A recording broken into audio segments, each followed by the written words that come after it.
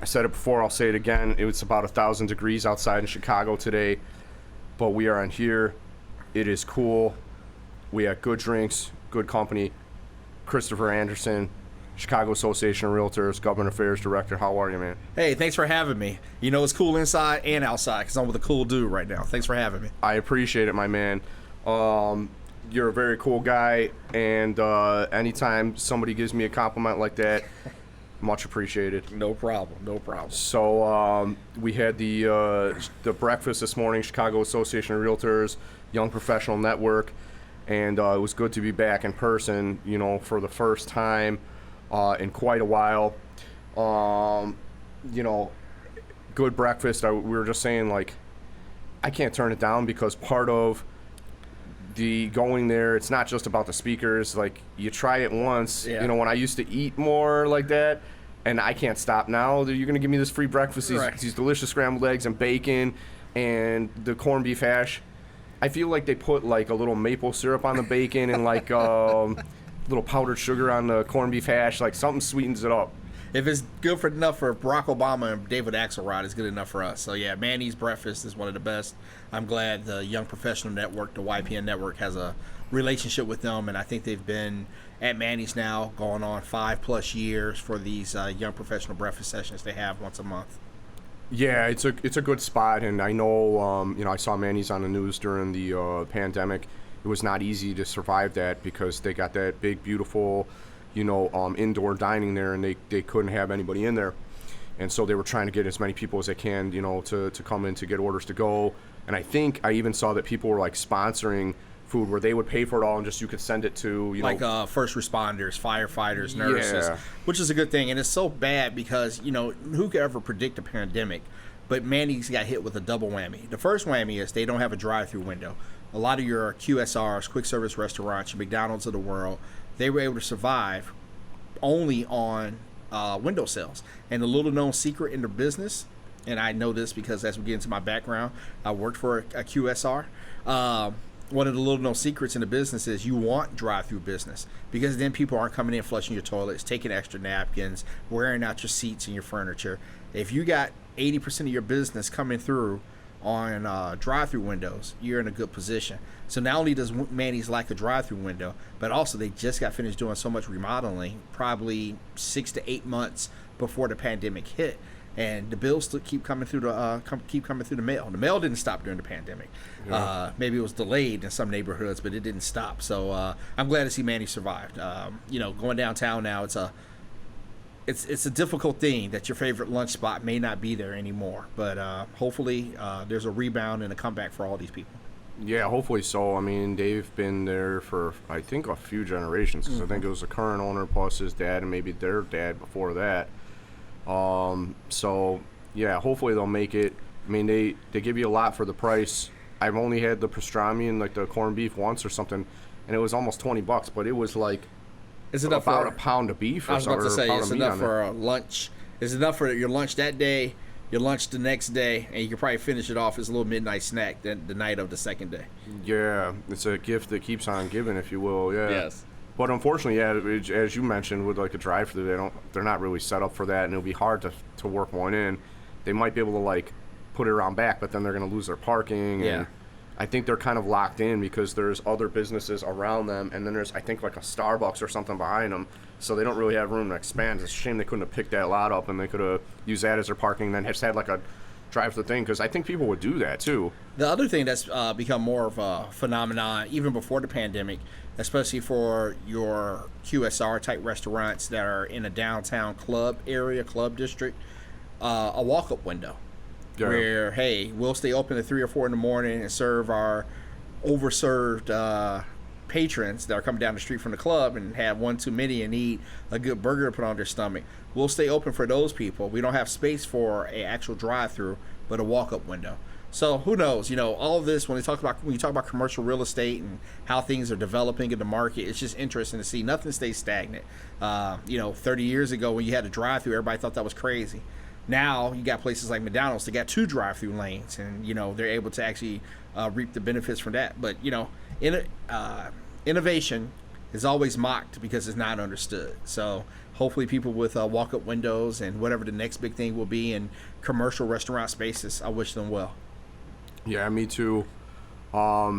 Manny's, I don't think they really, there's not a whole lot of bars in that area. So, I don't know. I mean, but I would encourage it if they could do a walk-up window, like, just people could go by and get their food real quick. Because, I mean, I can see it now. Like, how many city workers would love to just pull up on their lunch break and be, you know, just grab their food real quick, call in the order or something, go grab it and bring it back to the site. Yes.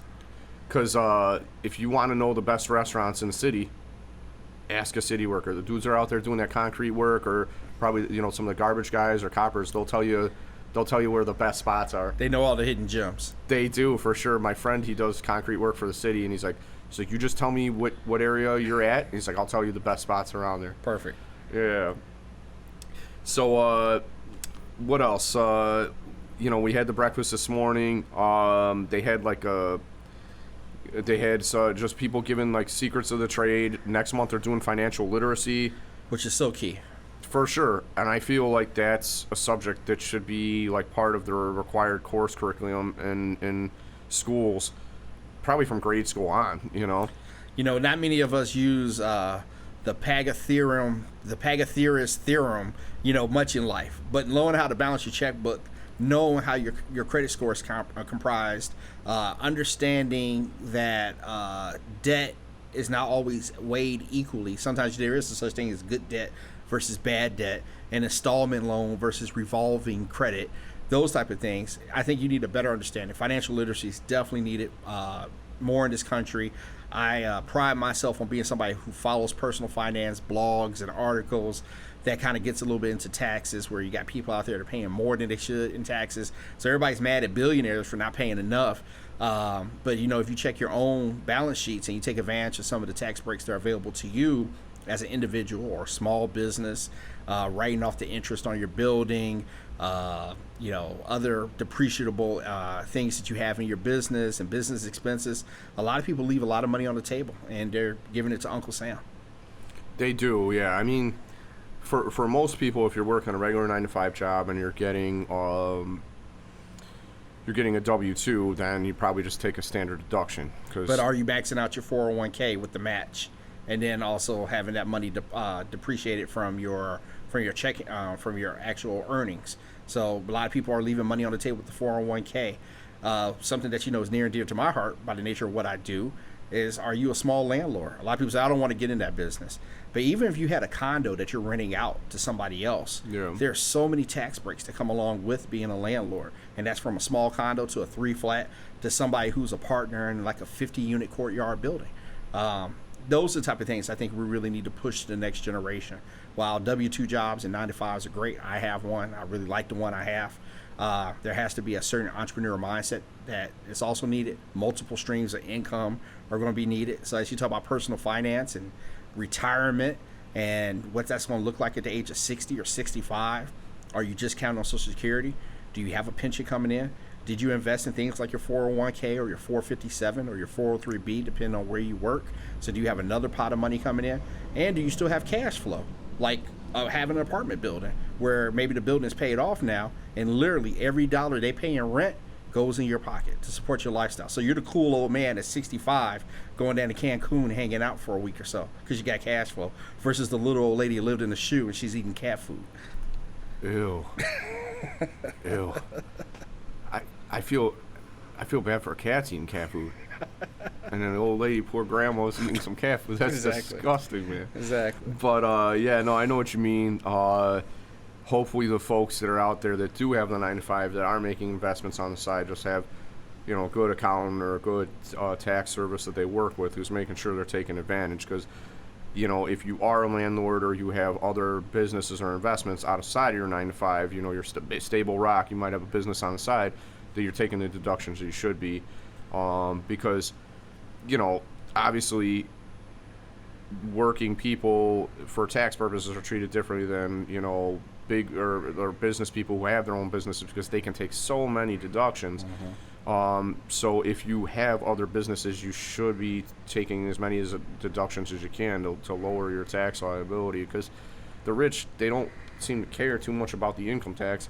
they're more worried about capital gains taxes and things like that. For Capital investors. gains and estate taxes. Everybody's mad now. You know, a couple years ago, people were mad that Trump didn't pay enough in income tax. Then they're mad the CEO or one of the initial investors in PayPal. I'm not sure if you heard about him, but he has $5 billion in his IRA. How? Because he took $2,000 when PayPal was still in its infancy, bought millions of shares at fractions of a penny because he had faith in the system and said, hey, PayPal is going to be a big thing one day. And now all those shares that he bought back in like 1997, 1999 are worth $5 billion. And he bought in a Roth IRA. So when he pulls the money out, tax-free money. It's tax-free money. But that could have been you or me if we knew enough about PayPal and we knew enough about systems and engineering and computers. I think it was back in about 2010 or so. I actually had a boss. He was the CFO of Cook County. And he said, hey, guys, this internet thing is not a fad. This is the way of the world. Imagine if you had that type of insight in 1997, 1999. Yeah. But, you know, I think we live and we learn, but I think there's still opportunities out there. Not everybody's going to have $5 billion in their Roth IRA. But, again, how do you prevent yourself from being the little old lady eating cat food? And I think we're much more equipped and prepared to be that generation that could, you know, live a better life and leave something for our kids and next generations to come after us. Yeah, in terms of financial literacy, I think the next generation and the generations after that, the generations to come, will be in a better spot just because of exactly what we're doing right now. Mm-hmm.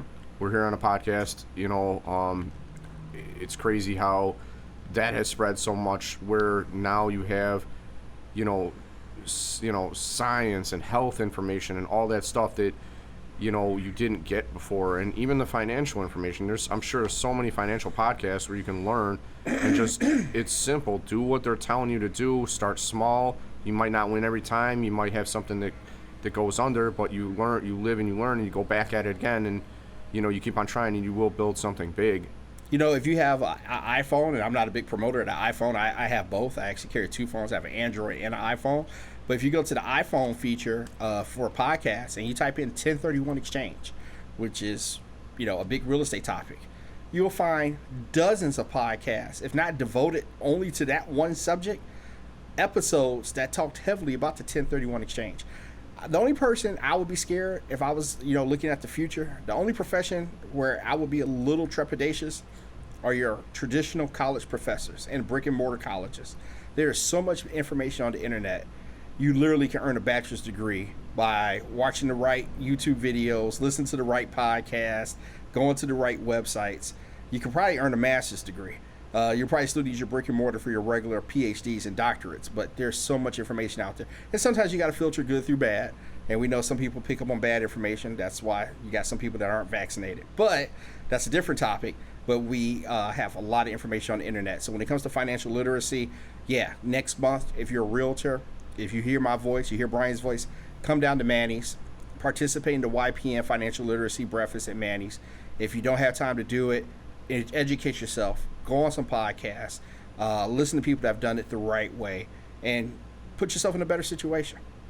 For sure, and I'm interested to hear what their agenda for the meeting will be on that, because, you know, they have maybe 45 minutes or so while they're talking to the guest, but I feel that there's a lot of realtors who they're so busy taking care of other people's business that they don't get to take care of their own, or they haven't had the time to really look into it.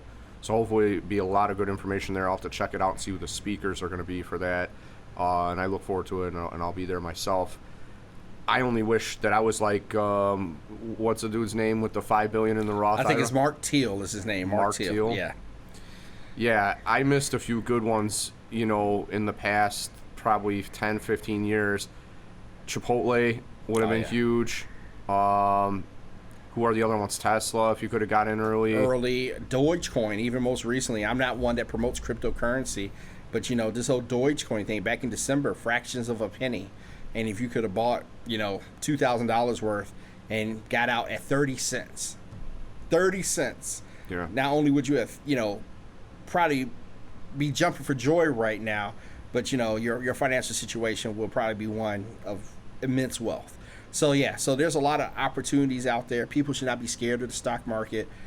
Between real estate, stock market, those are proven ways over time, not get rich quick schemes, but over time to improve your situation. I'm a living testament of it. Made $30,000 my first job out of college, maybe 35, and even then, just chipping away, putting in $100 a paycheck, and then next thing you know, I got $50,000 in here. And then plus the company match. Next thing you know, I got $100,000 in here. Next thing you know, retirement account. Yeah, in your retirement account. You know, it just starts to add up real fast. And the earlier you could do it, the better off you are. I mean, you've heard it before. There's no stronger force in the world than compounding interest. So the more you get, the earlier you start, the better off you are. Yeah, don't make me feel bad here. Oh my God, I'm thinking about I should have been investing like crazy. Well, you got law school to pay for too, so. That's true. Yeah, that's true. That takes up a chunk of your income every month for your payment. Lord knows it's a big one. But yeah, I mean, I worked for Office Depot, before law school, and during the last, financial, it was a depression, whether they want to call it that or not. The last depression we had, the shares went down to like under 70 cents a share. For Office Depot? Yeah. And then within like a year or 2 or 3 years, it was up to like, $5-6 a share. So if you bought under one, you made 5 times as much money, and then it kept on going up. Exactly. Yeah. So, and they were offering it to the employees. And when I first started there, it was like $16 a share, and you could get a discount on it as an employee, I believe. But the time to buy would have been when it was, real low. But I didn't know. Quite honestly, I was scared when we were working there. They told us, "Don't worry, we don't have a lot of debt, so we're good financially, and we're gonna make it." But I was like, dude, your stock shares are under 70 cents.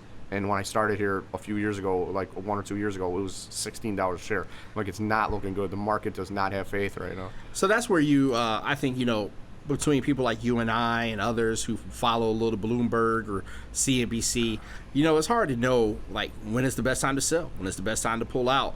As we looked at the pandemic, there were a lot of stocks that were for sale last year. I mean, literally panic selling. Companies that are still vibrant and here today were 30% down, 40% down, 50% down. I think the scariest part when you start getting involved with stocks at that level, and it gets down to like a 70 cents a share, and like you said, you have insiders telling you, hey, don't worry, we don't have a lot of debt, we're good.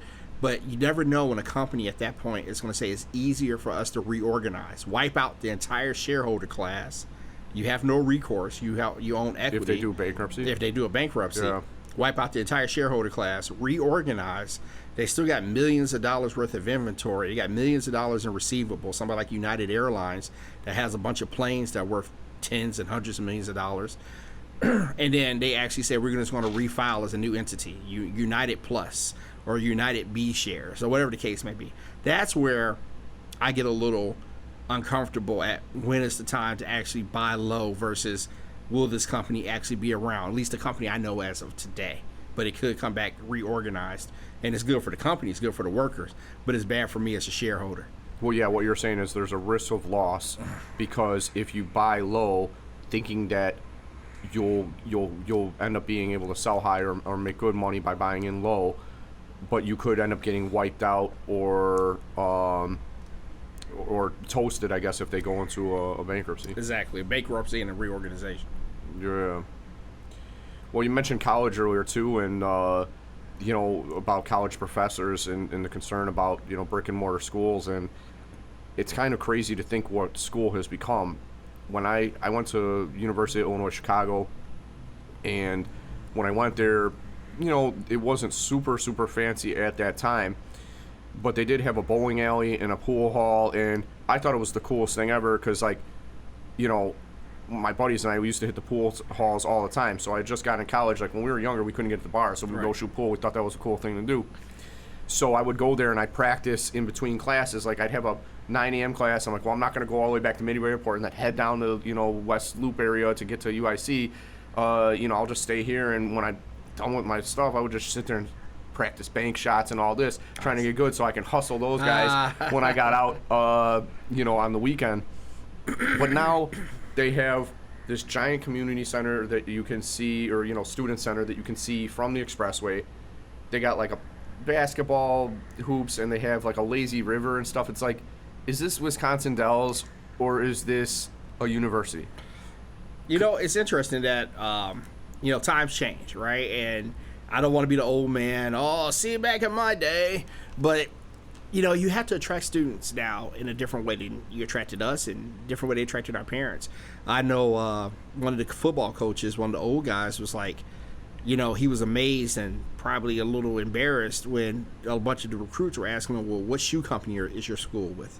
They weren't ready for that change, but that meant a lot that this athlete is coming to this particular school because he wants to be an Adidas athlete or be a Nike athlete or a Reebok athlete. I think also looking for colleges, what keeps the student entertained. Also, not only what keeps the student entertained, because UIC has also been known traditionally as a commuter school. Yeah. So that lazy river and everything is not so much for you, but the little known secret in higher ed right now is a lot of people that are paying cash and paying full freight, not looking for scholarships or financial aid, are your international students. So what's going to attract that guy from Bangladesh or London or Rome to want to come to Chicago and be on this campus? Chicago sells itself, but actually still, when you get to Chicago and you're thinking about one of the 5 schools that are here, between a UFC and Hyde Park or DePaul and Lincoln Park or Loyola. UIC or Loyola, they got to cater to this new population. So I think that's part of it. And as well, again, don't want to sound like the old man, but some people in this generation are just soft, man. Everything is a hand check foul with these kids. Like, oh, no, back in our days, no blood, no foul, right? Yeah. But a lot of these kids nowadays, they need to be pampered too. There's a great podcast I listened to by Malcolm Gladwell that talk about one of the elite colleges and how they chose to get rid of some of their international fare and fancy food and get rid of the chef so they can afford to bring in more students that are in lower economic situations to take advantage. So they had to get rid of those things.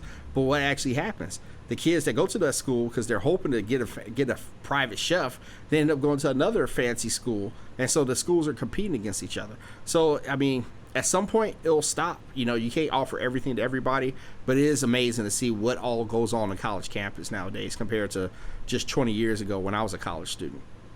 Yeah, it is interesting for sure because, I feel like there was a time, maybe even before us where you could, or before our generation, that you could work, as a waiter and make your way through college and come out with very little debt or completely have paid your own tuition just by working while you're in school. Mm-hmm. And I don't feel that day is here anymore. Joe Rogan had on, I don't know if this guy's from a hedge fund or whatever. I think his name is Peter Schiff. Okay. And he was saying that he believes that the availability of government loans or even private loans for the amounts that they're available for is actually what's making the education so expensive, is because they know that they can charge these higher rates and then hire, assistant dean of this, assistant dean of that, all this administration, plus, make the campus, brand new with all these, the water slide in the lazy river or something in the, in the student lounge or student center. So, I just feel like they might be sealing their own, they're signing their own death warrant because, you're going to hire on all these people and build it up into something. What about the actual education? I mean, that's the purpose of it. So I don't know. I feel like we need more affordable education in this country to, you get stuck. A lot of these kids, they'll come out with over $100,000 or, $200,000 in debt, and then they're getting a job that's $40,000, $50,000 a year if they're lucky. And see, that goes back to that financial literacy and having a real conversation about the world. And unfortunately, a lot of first generation college students didn't have the opportunity to have somebody to counsel them. But now there's a lot more of us that can talk to kids and say, hey, have you considered one of the strategies? And I've heard that one before, that there's so many loans out there and they know it's a guaranteed backer in the United States government, and it's really hard to get out of a student loan outside of death. If you discharge everything else, like with a bankruptcy, you still owe tax debts and you still owe student loan debts. But so I've heard that theory before, and I'm not 100% sold that's everything that's wrong with higher education. I'm no expert on this subject. I'm not even an expert on what you brought me on for, which is talk about real estate and law and policy, but I know I can speak to that a little bit more eloquently. Yes, sir. But I will say that when it comes to education, let's have some real conversation with our kids about maybe we should go to a junior college for 2 years and knock out all the general electives and get that done at a reasonable cost. Get a B+ average and then transfer to a U of I. You're a Flame. I'm an Illini. And then, okay, now you're going to U of I. Chris, you got an interest in government. Like any kid that said, Chris, what do you do and how can I do the same thing you do? One of the things I would tell them? Look for a college that's in the state capital. You got your Madisons of the world. You got a couple of schools down in Nashville. You got schools in Albany, the SUNY schools, State University of New York schools. Reason why? Because you would get some internships at an early age. You're in the state capital. And who knows, if you were up in Lansing at Michigan State University, my fiance went to Michigan State, so every now and then I got to plug them. But if you went to Lansing up in Michigan State, or even Ann Arbor and had a car and you could drive to 45 minutes over, imagine if you got hooked up with the young state rep named Kwame Kilpatrick, and next thing you know you're with him, and then he runs for mayor. And as we know in the world of politics, it's people you know and people you could trust. Now, true enough, he didn't have the best mayoral run, and he ended up as a guest of the government, as we like to say. But imagine he ended up with some Eminem lyrics too. I remember he was saying that he could get his ass kicked. That's what Eminem said. It was Kwame Kilpatrick could get his ass kicked or something. I'm not going to speak on that. Yeah. He's still bigger than me. But what I will say though is that just imagine you could do those type of things. So I think we got to have a better strategy. The one thing that's still a little bit hard for me, if you're telling me, Chris, I want to go to one of these for-profit universities that I see advertised on TV, I would say there's probably a better opportunity out there for you. But the one that's still hard for me, if you got a full ride to a place like a U of I, which is a good school, not just because I went there, but it's a good school, versus now you still got to pay 75% to go to Harvard, what's the better trade-off in that situation? I would probably tell you, more than likely, going to Harvard, having those connections, being part of that network is probably worth going into debt early with the trust and the faith that you're going to make it up. But coming out of school making with $100,000, $200,000 in debt, and not to be a doctor, not to be a nurse, but to be a basket weaver, to major in philosophy, not to have what I would call a real ascertainable skill like computer coding, just to say I'm well read, I've read some books, I think that's where you get yourself in trouble. So if you want to go to college and be an English major, does it really matter if you go to U of I or UIC or UIS or even Chicago State? Probably not. But if you're going to actually be a computer programmer or you're looking to be an engineer, you probably do want to go to your U of I's or your Purdue's or some of the other better technical schools in that regard. If you want to be an accountant, you could probably get the same accounting degree from a U of I. At one time, we were ranked pretty high in accounting. BYU was also ranked high. You could probably get the same knowledge, but you probably got better faculty that could watch out for you since we're ranked so high. But, these are the type of tough conversations we need to have. We need to actually start helping people chart a course and plan a path much earlier. For sure. I did what you mentioned earlier. Mm-hmm. I started off Moraine Valley Community College here in Palos. I think I was paying $2,000 or $3,000 a year. I think it was only like $1,500 a semester. And then when I went to UIC, I started there in 2006 and I went until 2008. And it was only like $7,000 or $8,000 for the entire year, and I think it's over double that now. So more than double, yeah. More than double what I was paying. So it's like in that short, 12-year period since 2008 or 13 now, going on 13, it's over doubled. It's insane how much the prices went up, and the prices went up quicker than parents could really actually have that conversation with their kids about, and it's a generational thing because your parents, everybody's parents wanted to see their kids go to college. Like, they wanted to see them be better than, my dad was an electrician. He says, I don't want you, busting your ass on construction like I did for a long time and things like that. In Ireland, where he came from, they revered the college-educated person was like the always in leadership roles and all this, and so they revered those people there. So people are still in that mindset where they're drilling that into their kids' heads, and it doesn't change that quickly. So the kids think they got to go. And the reason I went to Moraine Valley is I didn't know what I wanted to do at first, but I had some friends that steered me in the right direction. I got into law, and so after I got out of USC, I ended up going to John Marshall here in Chicago, which is now UIC Law. So I went there, and here I am today. But look at you with the fancy bar, the podcast setup. Thriving law business. So you made the right decision for you. But unfortunately, there's a lot of people out there I don't think they're making the best decision for them. But it worked out for you, and I'm glad it did. Well, it sure did. And it's part of it is I just put my all into it, my personality, my charisma, and just rode that out and tried to just get known and be who I am today. And So you really gotta not just get a degree, but also make the most of it too, because I could be working for a firm or working for somebody else, not making as much money and still working the same hours or whatever, and just not be happy doing that. So, or making more money, but still just not happy. Yeah, no doubt about it. But unfortunately, a lot of the jobs I was applying to when I first got out of school they weren't that high. You know, they're offering, like, if you worked I wanted to be a clerk for the judges in the courthouse, and they're paying, like, at the time they were paying $45 a year, and I'm like, Jesus Christ, you come out with all this debt and you end up at $45 a year, like, oh my God. Exactly. You know? But that's not something where you stay forever. But you went to U of I.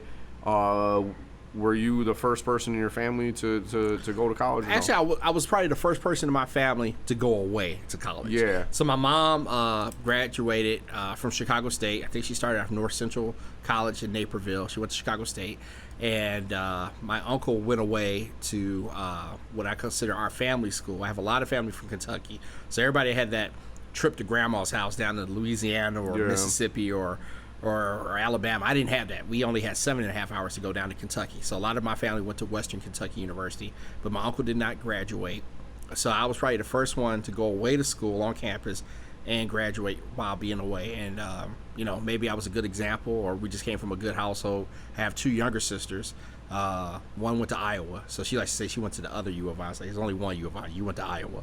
And then my baby sister, she went to Northern Illinois. So the 3 of us have graduated from college. So I wasn't exactly the first, but, the way my parents are paying my tuition, they were proud of me, but like, hey, hurry up and get done. You don't have 5 or 6 years to be down there dicking around. So that's true. And actually, what I meant to ask was, were you the first person to go to U of I? Because I didn't know if that was like you chose U of I because, that's where my dad went, or that's where my brother went, or my mom. No, and me having a stepson now, I'm not going to push U of I on him. His mom always teases and said he's going to go to Michigan State, and I hope, the world is his oyster, and I hope he studies abroad, and, I hope he does a lot. But wherever he wants to go, I'll be supportive if it makes sense for the long run for what he wants to do. Right now, he's all into video games and computer coding. If he keeps up with that and he wants to go to MIT or California Polytech out in California and is going to get him a job making $150,000 after he graduates, then that's where you're going. But no, I wasn't the first to go to. I was the first to go to U of I. Didn't really know why I wanted to go to U of I. Honestly, I just knew it was a big school. Knew it was a Big Ten, so it was going to be some good football. And it wasn't that far away from home, but it was still far enough where my mom wasn't going to pop up on me.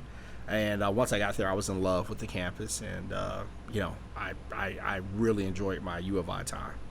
What years were you there? I was there from 96 to 2000. So I graduated high school in 96, and I came out of there in December of 2000. How was their basketball team at the time you went there? One of my good friends, good college story for me is you treat everybody the same. You don't seek out to hang out with the star athlete.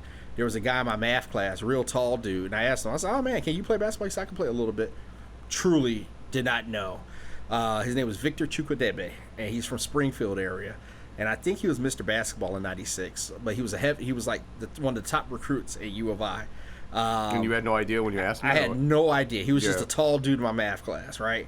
And we really hit it off. And he said he realized that I had no idea who he was. And to this day, we're still friends. Don't talk as much as we should, but we're still friends. And he said he always respected the fact that I just treated him like a dude, and we were just kind of buddies. But the basketball there was much better than the football. I'm pretty sure one of my years, the football was like a winless season. But the basketball, I think they went to the tournament like twice and probably got eliminated going into the Sweet 16. While you were there? While I was there. But then right after I graduated, that's when they made the national championship run. I think that was like 2002 or so. So like 2 years or 1.5 years being removed from the campus. But I'll tell you a funny story. My very first football game, we played USC. They had a wide receiver named Keyshawn Johnson. And for whatever reason at U of I, when you score a field goal, everybody pulls out their keys and starts shaking their keys. And so we scored the first 3 points. That's it, 3. Let me show you I got a college education. 3. And so we were sitting on the side that was behind the visitors at USC. And people start chanting at Keyshawn Johnson, overrated. They ran off 55 straight points. 50. I think the final score was 55-3, and I was like, "What the hell did I just commit myself to?" You know how bad the U of I football was. But I had some friends on the football team as well. I'm godfather to one of the former players. I'm godfather to his son. You know, we had a really good relationship. And come to realize, the dorm I chose was right across the street from the athletic facility. So that's why I knew my fair share of athletes in college. So a lot of my friends from St. Joseph High School went to U of I, and I wanted to make sure I got an education because the stories they were telling me, like I was at Moraine Valley for a while, and they're like, oh, you should come down here. And I'm like, I don't know, man. I'm like, I'm going to save money, live at home with my folks, and just commute back and forth to UIC.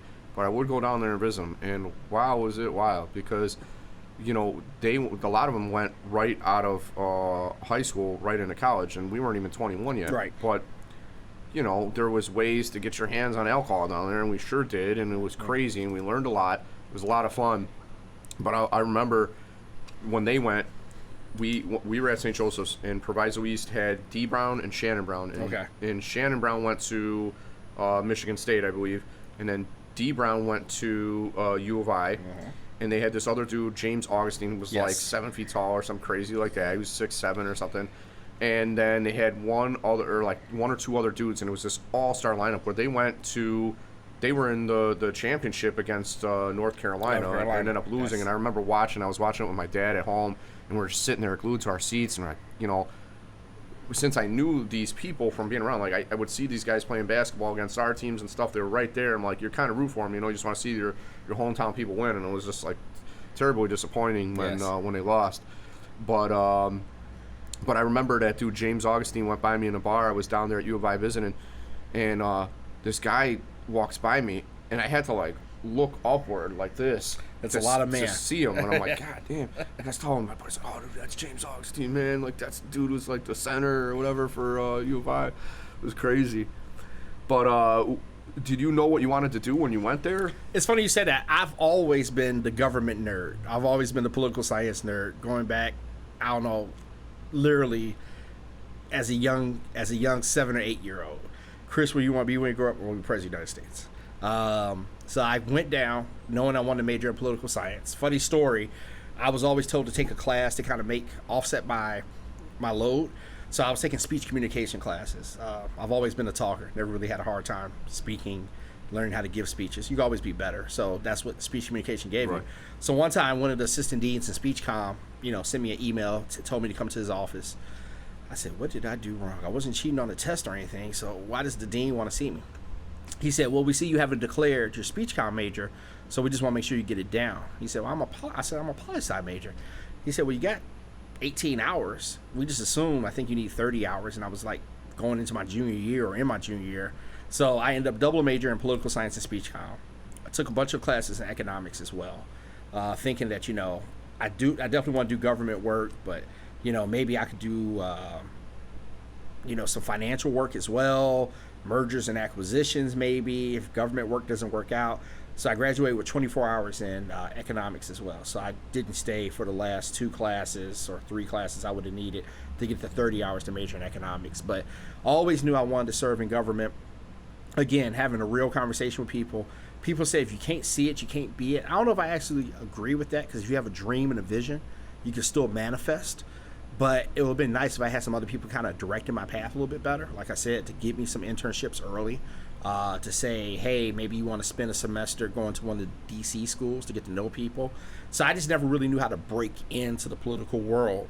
But fortunate for me, I also had another thing in my background is that because I had all this political energy from being young, my mother was like, well, I don't know what to do with you. I'm just going to drop you off at a Young Democrats meeting. And at that Young Democrats meeting, I met guys, they were probably 25, 27. I'm 15. They called me the baby Democrat. They were the Young Democrats. That's funny, yeah. And come to find out, fast forward 10 to 12 years later, a lot of those guys ended up being aldermen like Walter Burnett, or a state representative like Marlo Colvin, or the former county board president like Todd Stroger. And they're just a bunch of 25, 27-year-olds looking to throw parties and be involved in the Young Democrats. So when I got out of college, I kind of rekindled with those guys and told them what my passion was. But my first job out of college was not in government. I actually worked for the University of Chicago, and I worked for the Graduate School of Business.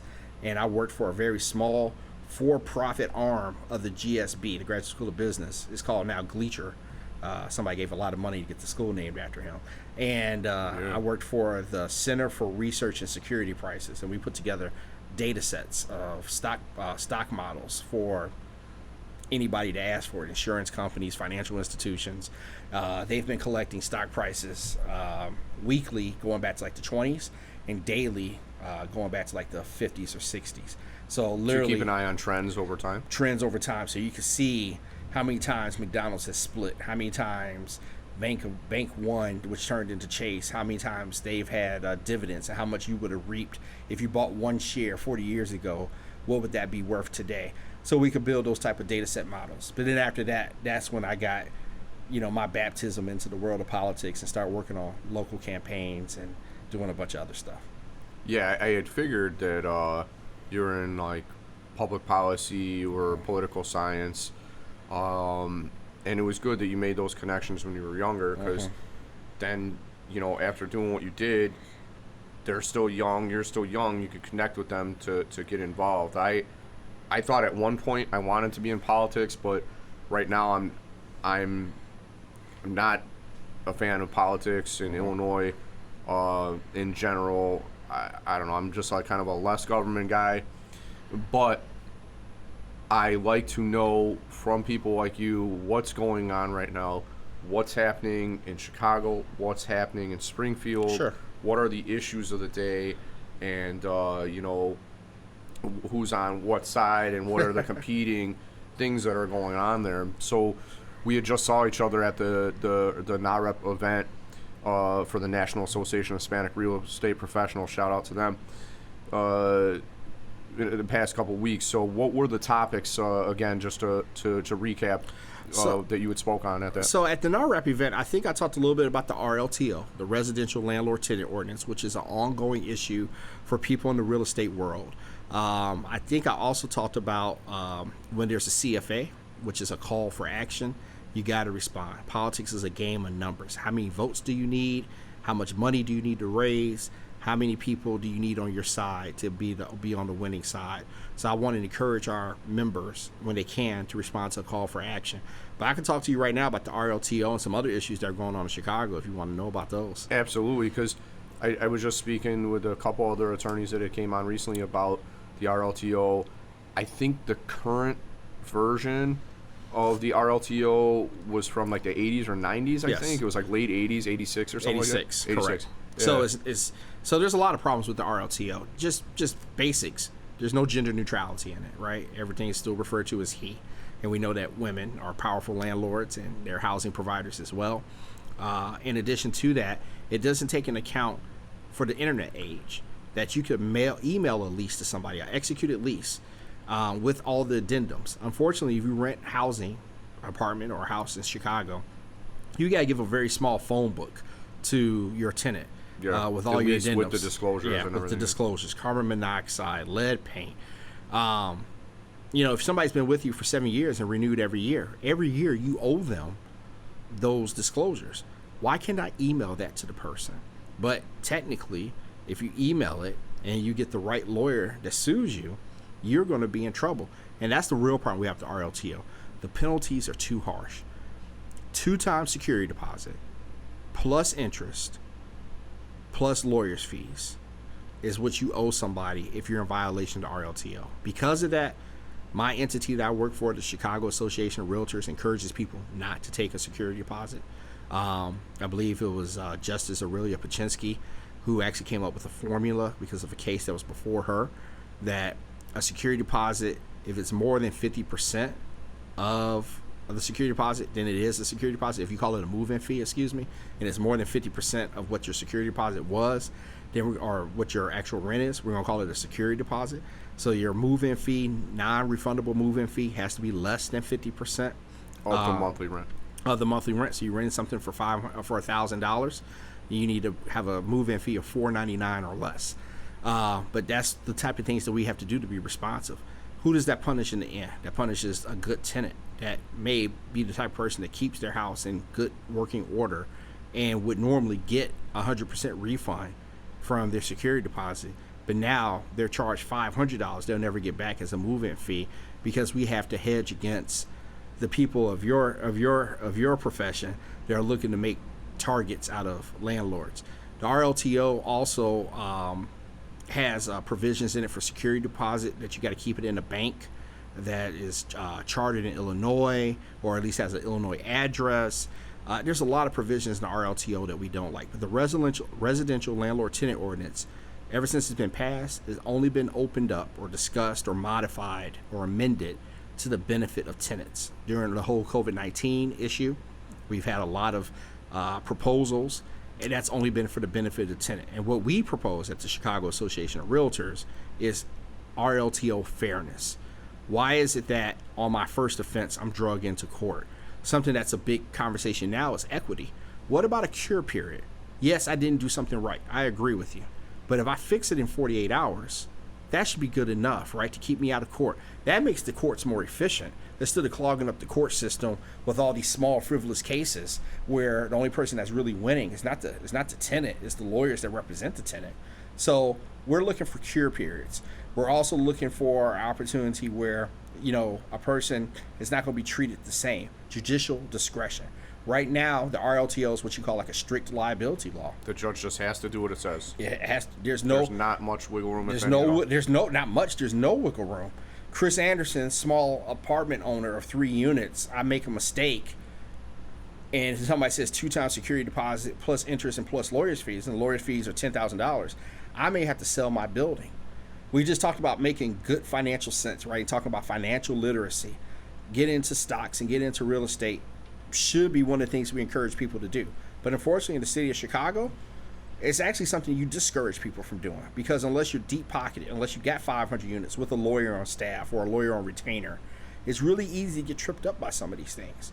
So what type of market do we want? Do we want a market where we care more about tenants than the actual people that put the capital on the line?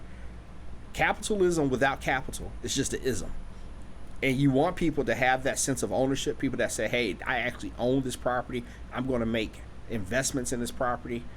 But it seems like the 50 aldermen and the mayor, and it didn't start with Mayor Lightfoot, but they seem like everything they do is more to the benefit of the tenant. And we're pushing for RLTO fairness. And I think next time you and I see each other, we'll probably have more to talk about on this subject.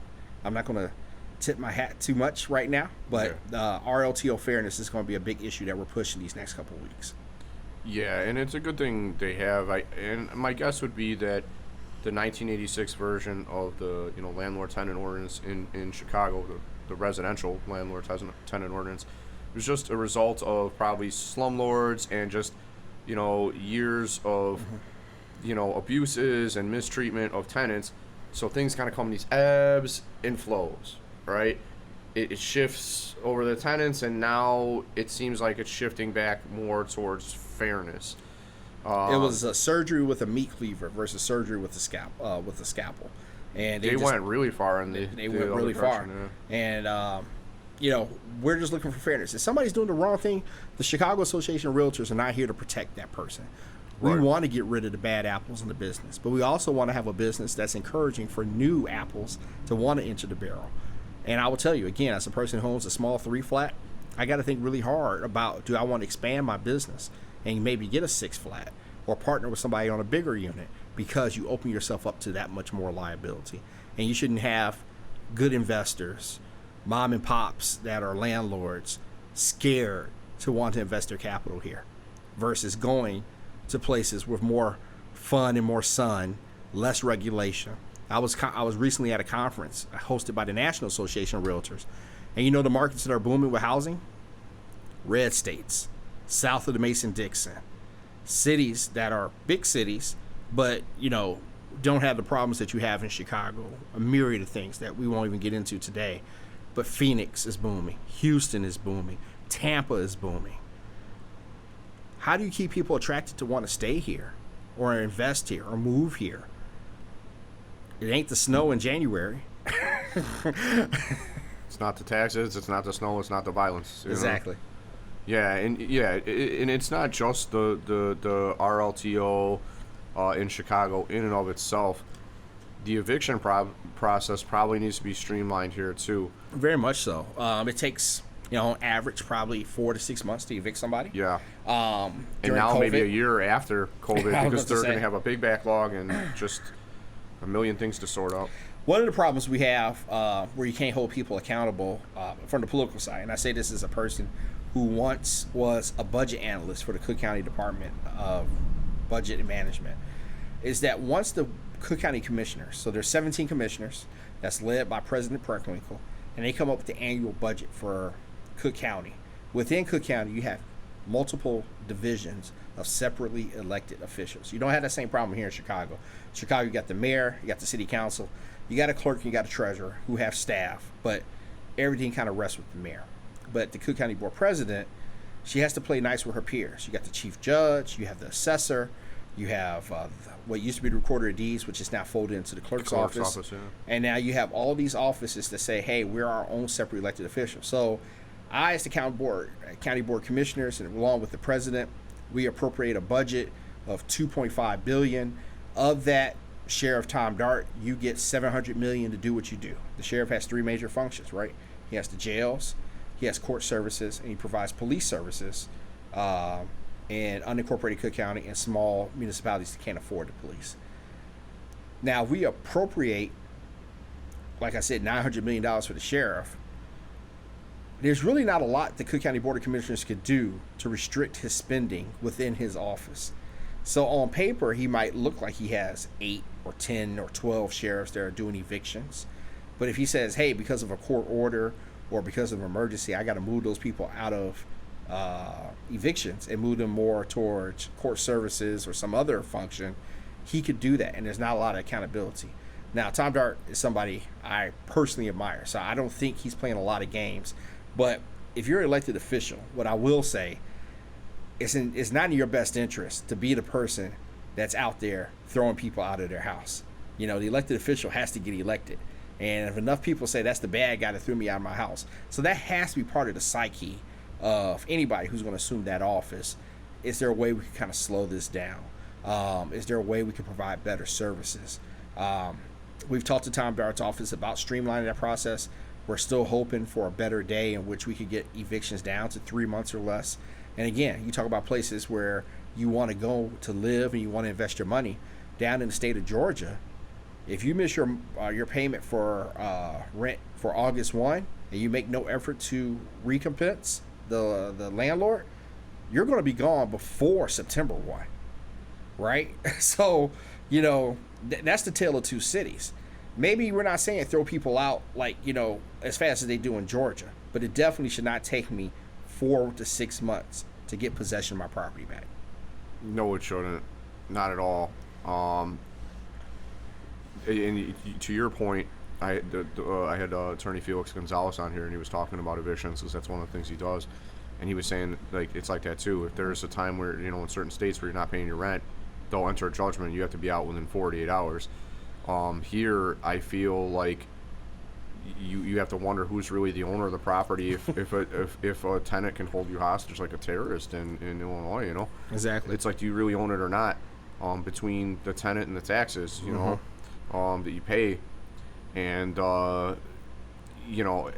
it to take 6 months, there's got to be ways to streamline the process, and in real estate in general, I feel like we have on a kind of a different note, you have a lot of government inspections and things that go on. It's like, why can't you let people decide to have their own the home inspection like we do, and if they're happy with it, fine. Because I heard now what some suburban jurisdictions are going to do is they're going to say, as long as you sign off saying you have the private one and you're happy with the condition of the property, we're not going to do inspections anymore, because we've seen time and time again that these are a tool of corruption. You'll see the inspectors in the news that are they get popped for taking bribes or whatever, or whatever. It just slows things down. Like Harvey, Illinois is a great example. I had to go there.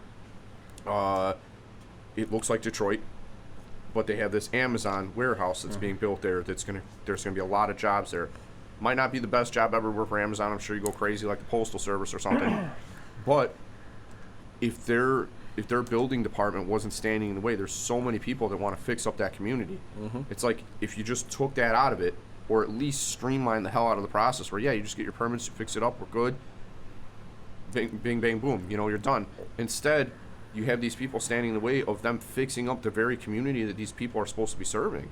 It's crazy. It's interesting. Just recently on the news on Channel 7, if somebody wants to look for the story, some nights ago, they talked about scavenger properties. And Harvey is one of the places that was featured, saying that, you know, people have left the homes, have left businesses, they're boarded up, they're left in a state of decay. It looks bad, and, and like you said, you know, old Detroit, Twilight Zone, whatever you want to call it. How do you encourage people to want to invest there? It definitely is not more government regulation. It's definitely not more taxes, right? You want to make it a way where, like you said, Amazon comes there. Now, I'm not sure what happened on the back end where Amazon was attracted to come there. I know there's railroad near Harvey. And the expressways are and the expressways. But I'm sure there had to be some type of deal that was cooked up that's going to abate some type of tax or make it attractive for Amazon to want to be there, and hopefully that turns the city around. I hope so too. One of the things I was actually just thinking about when we were talking about evictions in the sheriff's office is the other thing, and I'm sure you could attest for this as a private attorney. One of the things that we're hampered with in Cook County when we talk about streamlining the process is, why is it do I have to engage with the sheriff's office for process service? Most people I agree, 100% right. You don't even have to say anymore, but yes, please do. But yes, I agree with you. You know, most people don't realize it, that, you know, the eviction process is layered, and it starts off with a 5-day notice that you're past 5 due. You tape it on the door, and I've even gone as far as to tape it on the door, take a picture of it, so that way they require, I think, personal service. If you can't find them, if they're not answering, that's or just whatever, that's for the 5-day notice. 5-day. So 5-day, you don't have to do. I don't believe so, but, you know, again, I'm not a practicing attorney, and I am an attorney, but I don't practice landlord tenant law. So maybe we'll get somebody to call in and correct us. But I believe for a 5-day. So now you got the 5-day notice. Now you want to actually go down and serve them. You go down for the eviction, to serve them with the notice of the lawsuit for the eviction. Exactly. So now it's Iris Martinez, our Cook County clerk of the court. Used to be Dorothy Brown. You go down to her office, and then you say, hey, I fill out the paperwork. I want to have this person served. Now, there's one or two ways you can normally serve a person. It could be a Cook County sheriff in uniform that's probably only working maybe 8 a.m. to 6 p.m. maybe, or you can hire a private process server. And that private process server is a person like you or me that's kind of got a hustle about them and wants to go and find this person and get it done. You know, they got 10 of these to serve, so they're trying to get it done.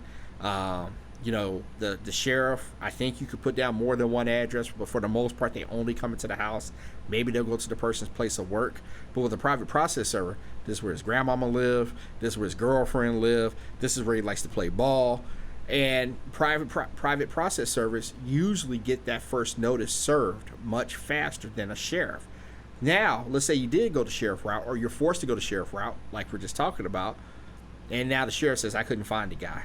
Now you're allowed to go get a private process server. Something the realtors have talked about before is, hey, Tom Dart, if you want to charge us an extra fee, because there's fees baked into this and there's revenue numbers that they got to hit.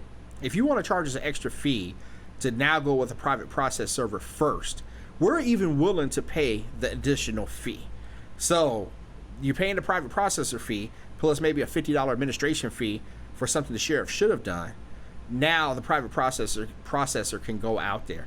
But they weren't even open to that idea at the time. I think there's still some conversations going on about that, but those are simple tweaks in the law where it only happens in Cook County versus, I think, all the other 109 counties in the state. You can get a private processor for your initial service or process. Yeah, and I mean, at the very least, I believe that you should have the choice to use a private process server, or a special process server, as they call it. Because, you know, last time I checked, the Cook County Sheriff doesn't know magic, right? That comes out. Like, this is not some magical, mystical man that, like, or woman that if they serve it on you, like, oh my God, now it's official. Like, if we provide for it under the law that it could be a private process server, I don't see why that's an issue. And furthermore, what might streamline the process even more, no disrespect to the private process servers, because I know there's a lot of good ones out there who help people out because they're dealing with tough people that are hard to find or that don't want to be served, and they make sure that it happens. why don't we just have a form, part of the Chicago residential lease or any other lease in Illinois, part of the standard form that says, this is my phone number. I agree that this will be, or my email address, this will be the method by which you can serve me notices. And if I change this information, it is my responsibility to tell you that it's changed so that you know the proper place to give me notice. And then we're not worrying about how they can hide and get out the back door or whatever, or, you know, dodge you when they see you, that you can't hand them the paper. Instead, they get served that notice. You show the judge, look, it went through, judge. I added myself on the email. I know it went through, so my email was working. This is the one they gave me, spelled exactly the way it was spelled. I even sent it twice. Boom, there you go. Now they got notice. Because this whole idea of posting a notice or having somebody hand it to you is a notion that arose when people were writing with feathers and stuff. You know what I mean? You got to see the guy personally and put it in his hand. Okay, I understand. Now, I got a supercomputer. Exactly. And everybody has them. Even the tenant who's broke has this supercomputer that they can accept service on. There will be a lot of conversation if we ever got to a point where the conversation is about, you know, changing that part of the law. The Illinois Realtors do a great job in Springfield in protecting private property rights, and they're engaged in some of those conversations. But I think the way, and you asked me what's my take on where we stand politically, unfortunately what you see in a lot of big cities, because Congress is somewhat stalled. Just today they announced they may have a deal on infrastructure, but for the most part not a lot gets done in Congress the way it used to. And then your state, in Illinois, or no, Congress, the federal Congress, yeah. And then at the state capitals, whether it be Springfield or Austin, Texas, usually you got one side that outweighs the other heavily. So everything's getting done in Illinois, and to some people chagrin, probably too much, and nothing's getting done in Texas because that's a red state with a supermajority for Republicans. So then what do people say? Well, we got these big cities, and in cities, especially in the South, like Texas, they have preemption laws that preempts the mayors and the local municipal, what they call judges or county executives, from enacting certain laws. Or in Missouri, the cities cannot do anything as it relates to labor law. So all the labor standards come at the state level. We don't have that here. But in big cities where you don't have preemption, you start to see more of a wave of progressives taking over in these big cities because they promise everybody in the world. And then the funny part about it is they don't have to deliver. So, you know, you can say, hey, the reason I didn't give you your free X, Y, or Z is because somebody else is in my way and stopped me. But I do want to give you these free things. But as I always say, and one of my good friends always says, like, whenever something new comes about, what's Chris' first thing he's going to say? Who's going to pay for that? And I think that, you know, because of where we are in Illinois and being a pretty blue city, Chicago with a blue county, Cook, and, you know, a supermajority for the Democrats in the Illinois General Assembly with a Democrat governor who just recently announced he is running for re-election. I heard, yeah. You know, that progressive wave is going to make a lot of these common sense things that we're looking to do damn near impossible. We're not going to give up the fight. You got good lobbyists in Springfield, with not only with the realtors, the home builders, the apartment association, but you also have people like myself that I think I'm a pretty good lobbyist, but maybe, you know, others will judge me differently. But, you know, we're keeping up the good fight at Cook County, me and my colleague Adrian Morawski, keeping up the fight at Cook County in the city of Chicago. So that's one of the other things that, you know, needs to be discussed in the wave of politics. Why you're seeing, you know, all of this activity at city levels is because the progressives have drilled down and said, okay, we can't get it done in Congress. We can't get it done at the state capitol in Texas or these southern states. They can get it done for the most part here in Illinois, but there's also opportunity to really get what we want at the city and the county level as well. So they're trying more at the city and county level to make those changes. Yeah, because I mean, I feel like if we did turn the process serving over to private servers or to just technology and proof of the same when you arrive in court, you could reallocate these sheriff resources. I'm sure that there's people who are out there, you know, driving around trying to find these people to serve them, and then doing that and then going to the next one. They could be helping out at the Cook County Jail, or they could be helping out where crime's going on, or just as a deterrent, right? If they're driving around these areas where, you know, it's unincorporated or they just have to be, you know, in an area, they have jurisdiction all throughout Cook County. So if they see something happening, or if they need to assist local law enforcement in any of the jurisdictions within Cook County, they could be allocating those resources there instead of, you gotta have this guy driving around or that gal driving around looking to try to find this person. Are they home? Then they gotta go back later that week. Oh, that was one that I couldn't get earlier this week. They're going back there again. Really? These people that are doing the process serving are assigned to court services. So, you know, you can't just throw them out on the street and tell them to, you know, do enforcement. That's a different division. Like I said, there's a police division, there's court services, and then there's the jail. Okay, and they have you know more than I do about that. I'm just letting you know, they have 3 different unions. But, yeah, so... 3 different unions. They have 3 different unions. That's interesting, yeah. too. 3 different unions. For sworn sheriff's officers. Teamsters is one of them, I think. Yeah, Teamsters is one. I can't tell you what the others are now. It's been a while. But some other acronyms. But one thing that's interesting about the proposal you just laid out is that same thing is turned around to hurt landlords. If you're a small landlord without an office, like I don't have a beautiful office like you do, right? I'm a small landlord. Well, thank you for calling it beautiful. It is. I think it's upper basic, but thank you. Yeah. And so I think one of the problems you have is that in the lease, technically by the RLTO standards, they do have it that you have to have an address to be served if you're the landlord. And that's why you see on the outside of a lot of buildings, they have a contact number in case of emergency. You'll see like a little metal placard or plate. Yeah, but managed by or owned by. Exactly. Something. But you have to have in your lease how these people can contact you and serve you. Again, a lot of people don't know that. They probably have not read the whole RLTO. And if you're not using a lease that's like provided by the Chicago Association of Realtors or a copyrighted lease by another entity, you could totally miss that.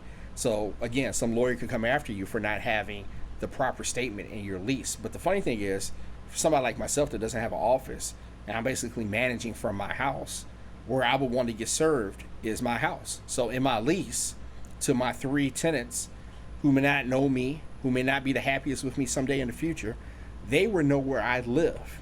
So an angry tenant could show up at Chris's house to be mad or cause him harm or cause his family harm, and a P.O. box would not suffice. And that's because you not give a P.O. box service. Right. Yeah. You know, and that's another reason why I think they need to change the standards of service too. Because if you could just give an email address or a phone number and agree in writing, private agreement, we're 2 people. You have money to pay rent. I have a place that you can rent. Why can't we make this agreement? I feel that that's something that could be changed too. Because that way they don't know your house. You don't have to worry about an upset tenant like coming there seeing you or your family or anything like that. Exactly. So that's one of the things that we're looking into as well. So we have a wish list of things, but one of the terms that you will hear me use a lot is political capital. And how much political capital do we have to expend? We used a lot this past year to fight back rent control at the state level. So you got to be judicious in the fights you get engaged in. I wish the Illinois Realtors were the big bad bully like the Gooch, right? In the show Different Strokes, right? The Gooch. Everybody got out of his way. Everybody was scared of the Gooch. I wish we were the Gooch. We're formidable, but again, we can't be involved and engaged in every single fight because there's so many fights to be involved in. Yeah, no, I know what you mean.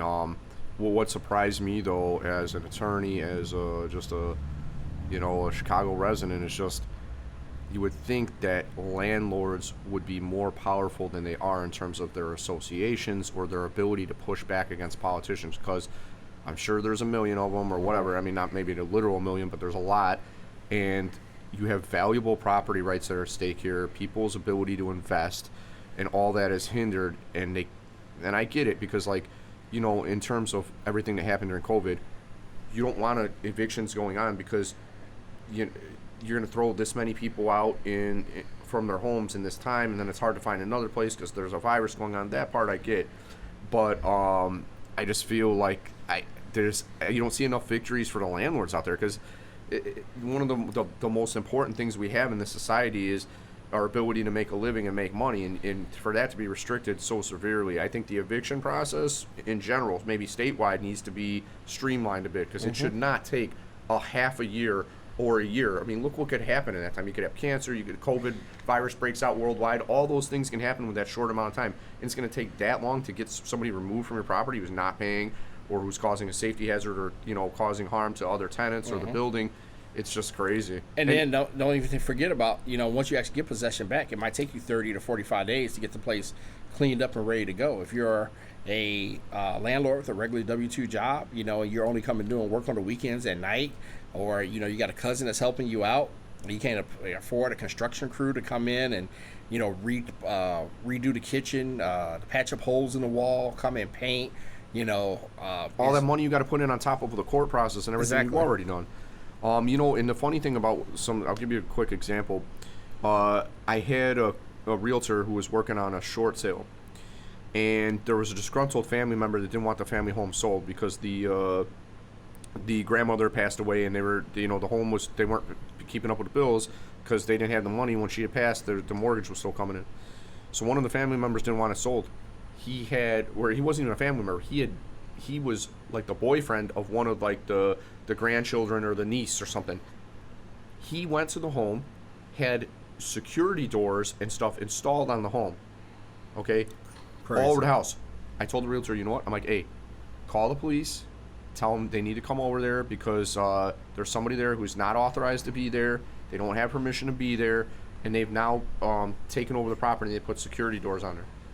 When the police went over there, things were getting heated with this guy because he was there at the same time the realtor was there. They told my guy, like, look, he's saying he has permission to be here. We don't want to end up on Fox News. That was literally what they told the guy because the guy had his cell phone. I could hear him talking in the background, like, we're not trying to end up on the news. And they were, using our terms loosely. It doesn't necessarily be Fox News, but Channel 7, okay. Channel 5, whatever.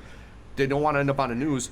So they let the guy continue to do this. He's like, this is a civil matter. You just have to take him to court. If that's the answer, I feel like 20, 30 years ago, you call the police and be like, do you have a lease? Do you have any proof that you live here or whatever? Get the hell out of there. They throw him out. They beat the hell out of that guy. You know what I mean? For taking over somebody's property. This is a miracle. You could go to somebody's house and put in Chicago, Illinois, and put security doors on that home with no proof that you have ownership interest or even permission under a lease to be there, and they won't get rid of you. You have to go to court. That's enough to make reasonable people upset. In defense of my late father, a retired Chicago police officer, hopefully they weren't beating the hell out of the guy, but yeah, they would give him a neck grab and say, get the hell out of here.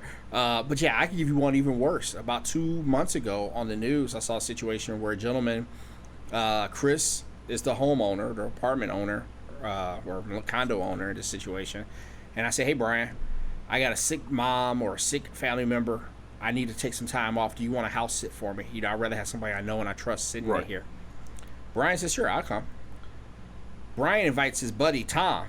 So Brian and Tom both live in this house now, and if they're savvy enough, doing some housing, cheers, let's hang out. Let's house it up. And if they're savvy enough, they're professional renters, they start getting mail there. That's all you really need to show residency. Now, I put my aunt, my grandmother, whomever in the ground. I come back 2 months later. You all have changed the locks on me. And I'm like, whoa, you weren't even technically renting from me. I wasn't charging you money, but, so this is not even a landlord situation. I'll call the cops. The cops say, again, this is a civil matter. You got to get this guy evicted through the proper terms of eviction. You can't do anything. I think I would have lost it. I personally think that's a situation that's so egregious, I would have lost it. But it took this guy basically the entire time of the pandemic to get his residence back. And of course, they left it trashed. So that's a real life example. That's not Chris coming up with a worst case scenario. I wish I knew the guy's name. I think it's like Chessman or something. But Google it. It happened in Chicago very recently. And it's those situations that my heart goes out for. Again, it says, hey, Mr. and Mrs. Legislator.